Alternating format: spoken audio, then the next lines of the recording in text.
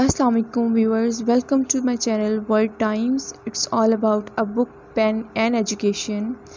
तो चलते हैं अपनी वीडियो की तरफ. Don't forget to like, subscribe and comment on my videos. Thank you so much. Assalamu alaikum viewers, welcome to the online lectures of chemistry.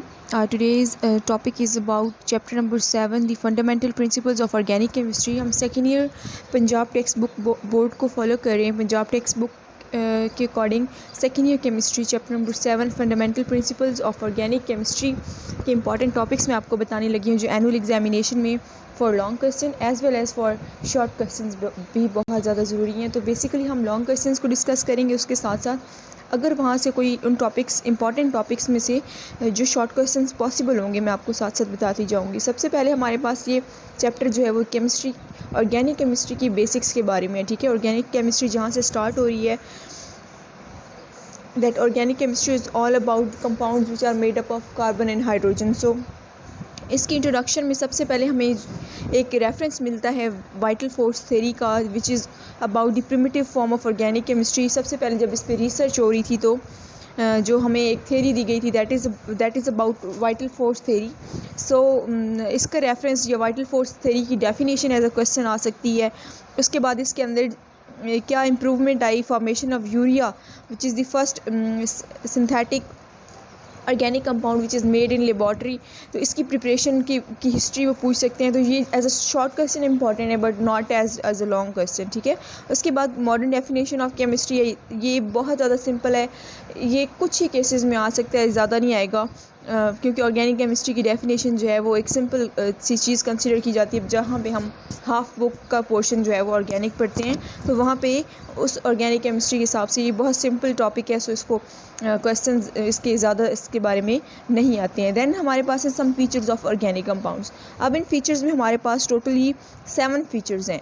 ठीक है, heading wise topic है तो ये रिपीटेड पास्ट पेपर्स में बार बार आया हुआ नहीं है बट स्टिल ये इसका जो स्ट्रक्चर है इस टॉपिक का that is appropriate for a long question. But इसके अंदर जो फर्स्ट पॉइंट है पिक्युलर नेचर ऑफ कार्बन में एक टर्म यूज़ की गई है catenation. Catenation as a short question पूछ सकते हैं what is catenation, describe catenation. ठीक है, तो ये चीज़ discuss the phenomena of catenation. तो ये एज अ शॉर्ट क्वेश्चन आ सकते हैं, not in terms of long question. उसके बाद आइसोमरिज्म जो है वो भी as a short question, point number 5 जो है वो भी एज अ शॉर्ट क्वेश्चन आ सकता है. उसके अलावा जो common features of organic compounds हैं ये topic as a long question बहुत कम टाइम, बहुत फ्यूअर टाइम्स आया होगा, ज़्यादा ये नहीं आया. तो ये रेपिटेशन से हमें इन टॉपिक्स की इंपॉर्टेंस का पता चलता है. उसके बाद according to smart course importance of organic chemistry and sources of organic compound these are not that much important और ना ही ये जो है स्मार्ट कोर्स का हिस्सा हैं. तो इन टॉपिक्स को स्किप किया गया है, इस वजह से हम भी इनको स्किप करेंगे. उसके बाद हमारे पास टॉपिक आता है cracking of petroleum. Cracking of petroleum में हमारे पास टाइप्स ऑफ क्रैकिंग आ जाती हैं और ये बहुत ज़्यादा ज़रूरी टॉपिक है. Yes, this is important with reference to long question. Long question के हिसाब से भी ये टॉपिक जो है वो बहुत ज़्यादा ज़रूरी है. उसके बाद इससे भी ज़्यादा ज़रूरी टॉपिक है रिफॉर्मिंग का टॉपिक जो है वो इसकी लेंथ के हिसाब से और टाइमिंग को हम अगर साथ नोटिस करें इन एनुअल एग्जामिनेशन तो रिफॉर्मिंग का क्वेश्चन जो है that is best for being a part of long question. तो ये भी इसको भी मार्क कर लिया आप लोग, ये बहुत ज़रूरी टॉपिक है. उसके बाद हमारे पास आते हैं क्लासिफिकेशन ऑफ ऑर्गेनिक कंपाउंड.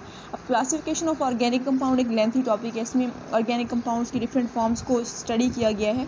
तो ये सारे का सारा टॉपिक नहीं आएगा बल्कि इसके कुछ ये सेगमेंट्स में आ सकता है. एज लॉन्ग क्वेश्चन के पार्ट्स में आएगा, सेगमेंट्स में आएगा. या तो आपसे 7.1 जो फिगर गिवन है इस तरह की कोई क्लासिफिकेशन इन शॉर्ट क्वेश्चन पूछ लेंगे. ठीक है, एक फ्लो चार्ट डिस्कस करें या organic compounds classification based flow chart draw करें. ठीक है, या फिर वो कहेंगे कि give the classification of open chain और एसाइक्लिक कंपाउंड्स. ठीक है, या फिर वो कहेंगे describe the classification of homocyclic organic compounds या कार्बोसाइक्लिक. इस तरह के टर्म्स यूज़ करेंगे जो कॉमन ना हो. जैसे आपने होमोसाइक्लिक को स्टडी किया होगा, आपको कार्बोसाइक्लिक के बारे में शायद आपकी कॉन्शियसनेस में ना हो. ठीक है, तो वो वर्ड यूज़ कर देंगे describe classification of carbocyclic compounds. ठीक है, तो वहाँ पे आप लोगों को कंफ्यूज करने के लिए just to bring a twist. तो आप लोगों ने कंफ्यूज नहीं होना. जितने भी एक टॉपिक के नेम्स होते हैं उस टॉपिक को हर एक नाम से याद रखा करें क्योंकि पेपर में सिंपल सी चीज़ आई होती है और हमें लगता है कि शायद ये तो पूरी बुक में भी नहीं हमने पढ़ा और शायद ये कोई आउट ऑफ कोर्स चीज़ आई हुई, तो ऐसा नहीं होता है। सो ये जो टॉपिक है होमोसाइक्लिक कंपाउंड, इसमें एलिसाइक्लिक एंड एरोमेटिक कंपाउंड्स आ जाते हैं, तो दोनों ही बहुत इंपॉर्टेंट हैं। ख़ासतौर पे एरोमेटिक कंपाउंड्स केमिस्ट्री में बहुत ज़्यादा इंपॉर्टेंट प्लेस रखते हैं। सो इस टॉपिक को अभी आप मार्क कर लें एज अ सेगमेंट, और ओवरऑल ये टॉपिक ईजी है तो आप इसको भी कंसिडर कर सकते हैं। देन हेट्रोसाइक्लिक कंपाउंड्स, इसकी कुछ एग्जांपल्स जो बहुत ज़्यादा ज़रूरी हैं। ये जो कंपाउंड्स हैं ये शॉर्ट क्वेश्चंस में पूछ सकते हैं, इनके स्ट्रक्चर्स पूछे जा सकते हैं, इनके नोमेनक्लेचर के हिसाब से भी ये ज़्यादा इंपॉर्टेंस रखते हैं और इसकी स्ट्रक्चर ड्रॉ करने के लिए कहा जा सकता है, ठीक है।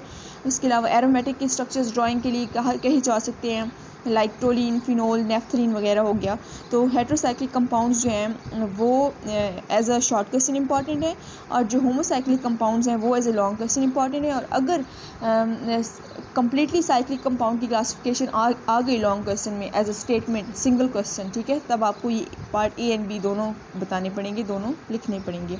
उसके बाद हमारे पास फंक्शनल ग्रुप्स आ जाते हैं। फंक्शनल ग्रुप में आपको कोई किसी चीज़ को जो है वो रट्टा लगाने की ज़रूरत नहीं है, आप बस जो फंक्शनल ग्रुप्स हैं इनके नेम्स और इनके जो स्ट्रक्चर्स हैं वो याद करें, और इस रेफरेंस से याद करना है कि कौन से कंपाउंड सैचुरेटेड हैं, कौन से अनसैचुरेटेड हैं, कौन कौन से ग्रुप्स जो हैं वो नाइट्रोजन बेस्ड हैं, कौन कौन से ग्रुप्स जो हैं वो सल्फ़र बेस्ड हैं, कौन कौन से ग्रुप्स जो हैं वो ऑक्सीजन बेस्ड हैं। वो इस तरह की ग्रुपिंग में क्वेश्चन देंगे कि give the names of some functional groups whose central atom is oxygen, या whose central atom is nitrogen, ठीक है, या give some nitrogen based functional groups। इस तरह के क्वेश्चन दे देंगे तो आपको स्पेसिफाई नहीं करेंगे कि आप एल्डिहाइड दें, आप कीटोन दें, इस तरह की स्पेसिफिकेशन नहीं होगी, बल्कि आपको वो ऑक्सीजन या नाइट्रोजन या इस तरह के स्पेसिफिक एटम्स की बेसिस पे क्वेश्चन करेंगे, ठीक है। उसके बाद हमारे पास एक बहुत इंपॉर्टेंट टॉपिक हाइब्रिडाइजेशन आता है।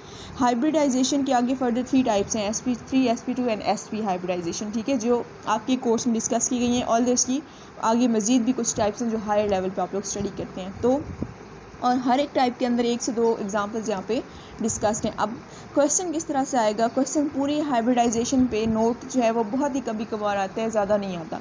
अगर वो लॉन्ग क्वेश्चन का as a part A, B या सी कोई एक पार्ट के तौर पे देंगे आपको, तो फिर वो कहेंगे कि write a detail note on sp3 hybridisation या sp2 हाइब्रिडाइजेशन, कोई एक सेगमेंट देंगे, ठीक है। और अगर एक सेगमेंट देते हैं तो उसमें आपको कम से कम एक और ज़्यादा से ज़्यादा 2-3 एग्जांपल्स जो हैं वो पुट करनी चाहिए। लाइक एक हमारे पास मीथेन की हो गई, इस तरह से हमारे पास NH3 की एग्जांपल्स हो जाती हैं, और काफ़ी सारी और भी एग्जांपल्स गिवन है, ठीक है। तो आपको वो जो टॉपिक है उसमें बॉन्ड एंगल, ज्योमेट्री सब कुछ डिस्कस करना होगा, शेप ऑफ द कंपाउंड सब कुछ डिस्कस करना है। अगर आपको कोई एक टाइप दे देते हैं अगर वो आपको एक single question without any parts of long question, एक ही स्टेटमेंट में वो कहते हैं कि write a detail note on hybridisation, उस केस में आपको हाइब्रिडाइजेशन, उसकी डेफिनेशन, उसकी ग्राउंड एंड एक्साइटेड स्टेट्स, उसकी तीनों types sp3, sp2 and sp1 को डिस्कस करना है, और फिर sp2, sp3 और sp के अंदर आपको कम से कम एक एग्जांपल पुट करनी है, ताकि आप उधर से टाइम भी मैनेज करें। और उसके अलावा उसकी ज्योमेट्री और शेप ऑफ द कंपाउंड, ये सब चीज़ें भी उसी एग्जांपल के रेफरेंस से डिस्कस करनी है, ठीक है, और अलॉन्ग विद देयर डेफिनेशंस। तो अगर हाइब्रिडाइजेशन इटसेल्फ क्वेश्चन आ जाए तो फिर उस कंडीशन में आपने मटेरियल जो है वो शॉर्ट पुट करना है, एक्स्ट्रा एग्जांपल्स नहीं देनी है, जस्ट उतनी एग्जांपल्स और उतना मटेरियल स्टफ़ पुट करें जितना उस टॉपिक को एक्सप्लेन करने के लिए इनफ हो, उससे ज़्यादा नहीं।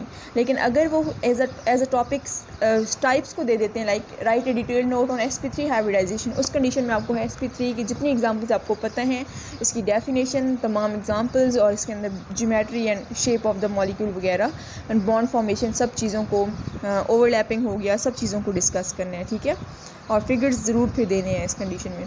तो कहने का मकसद ये है कि लॉन्ग क्वेश्चन के अंदर हाइब्रिडाइजेशन पूरा टॉपिक भी आ सकता है, उस कंडीशन में आपको शॉर्ट लिखना होगा। अगर कोई एक इसकी टाइप दे देते हैं तो उस कंडीशन में आपको उसको फुली डिस्क्राइब करना होगा। Then a detailed note on the types of isomerism आ सकते हैं। आइसोमरिज्म पे कभी भी लॉन्ग क्वेश्चन नहीं आता। आइसोमरिज्म को मोस्टली शॉर्ट क्वेश्चन में इसकी डिस्क्रिप्शन या डेफिनेशन पूछी जाती है, तो आपको डेफिनेशन के साथ इसकी 1-2 एग्जांपल्स लिखनी होंगी बस।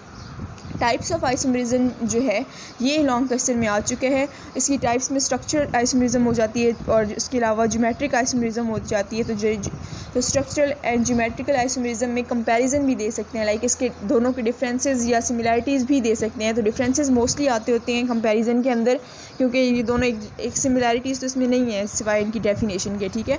तो और इसके आगे फर्दर टाइप्स भी हैं, स्ट्रक्चरल के भी आगे 4 टाइप्स हैं और ज्योमेट्रिक 5 टाइप्स हैं सॉरी। और जो ज्योमेट्रिकल आइसोमरिज्म है या इसको सिस ट्रांस आइसोमरिज्म भी कहते हैं, उसके अंदर आगे हम जो है वो सिस एंड ट्रांसफॉर्मेशंस को पढ़ते हैं जो फर्दर केमिस्ट्री में बहुत ज़्यादा इंपॉर्टेंस रखती हैं। तो इसको इट्सेल्फ भी इसकी डेफिनेशन मांगी जा सकती है।